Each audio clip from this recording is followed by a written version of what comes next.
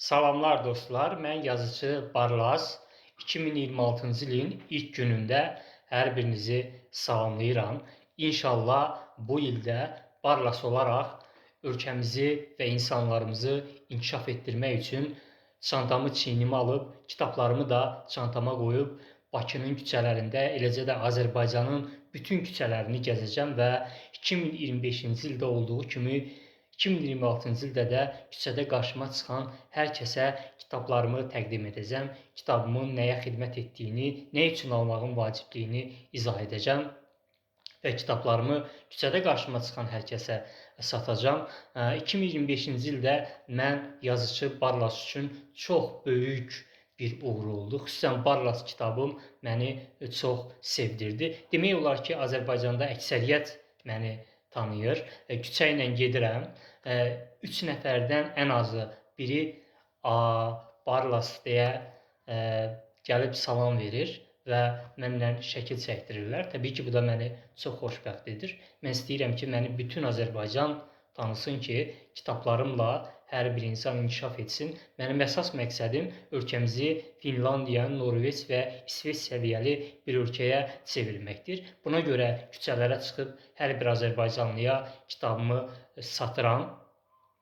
Mənim xüsusən Barlas kitabım, hekayə terapiya kitabım hər bir insanın həyatını dəyişmək gücündədir. Necə ki, Azərbaycanın nefti, qızılı, digər təbii sərvətləri Azərbaycanın milli sərvətidir. Eləcə də mənim kitablarım da, baxın, neft, qızıl kimi çox böyük bir xəzinədir, milli sərvətimizdir. Ona görə istəyirəm ki, bu milli sərvətimiz hər bir Azərbaycanlı üçün əlçatan olsun. Ona görə də mən küçələrə çıxıram. Mən xatırlayıram, 2010-cu ildə dövlət qulluğuna qəbul imtahanına getmişdim. Kasıb idim. Köhnə paltarla getdiyim üçün paltarım o qədər köhnə idi ki, nəzarətçi məni dilənçiyə bənzətmişdi və imtahana buraxmaq istəmirdi. Şəxsiyyət vəsiqəmlə baxandan sonra və yoxlayandan sonra bildi ki, mən imtahana gəlmişəm. Orada çox adam məni dilənçiyə bənzətmişdi və mən həmin imtahanda Respublika birincisi olmuşdum. Mümkün 100 baldan 96 bal toplayaraq Respublika birincisi olmuşdum. Həmin imtahanın nəticəsini burada ekranda görürsünüz. Bax, orada məni dilənçiyə bənzədilən imtahan binasının qarşısında hər kəsi təəccübləndirmişdim. İndi mən küçələrdə ölkəmizi Finlandiya, Norveç, İsveç səviyyəli bir ölkəyə çevirmək üçün kitablarımla küçələrdə qarşıma çıxan insanlara yaxınlaşıram. Hər kəs məni xəyalpərəst adlandırır. Qoy adlandırsınlar. Necə ki, bir vaxt məni dilənçiyə bənzədəndə hər kəsi təəccübləndirmişdim.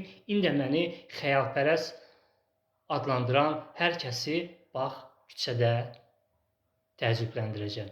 İnşallah mən Azərbaycanımızı kitablarımla Finlandiya, İsveç səviyyəli bir ölkəyə çevirəcəm və 2026-cı ildə də tam gücümlə vətənim üçün, millətim üçün, dövlətim üçün əlimdən gələnin ən yaxşısını edəcəm.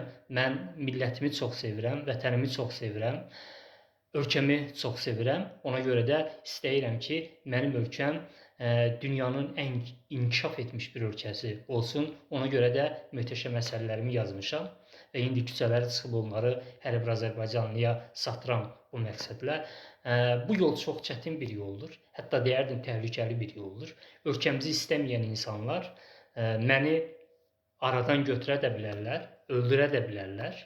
Mən bunun fərqindəyəm.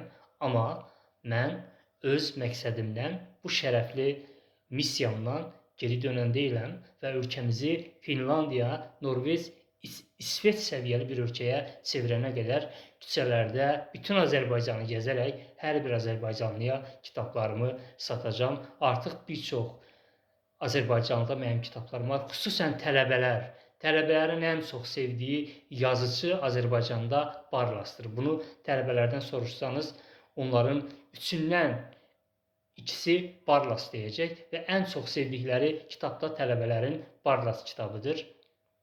Ona görə ki, mən bu kitabı elə tələbələr üçün yazmışam. Ona görə də mən hesab edirəm ki, bu ildə daha çox tələbəyə mən Barlas kitabını satsam, ölkəmizin inkişafı üçün o böyük məqsədimə biraz daha yaxınlaşacağam.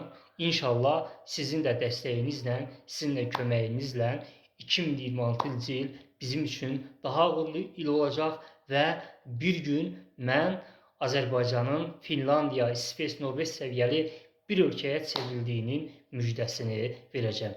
Mən buna çox inanıram.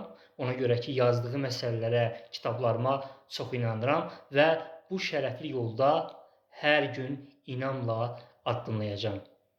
Mən Barlas olaraq hər birinizi öpürəm, bağrıma basıram, sevgilər.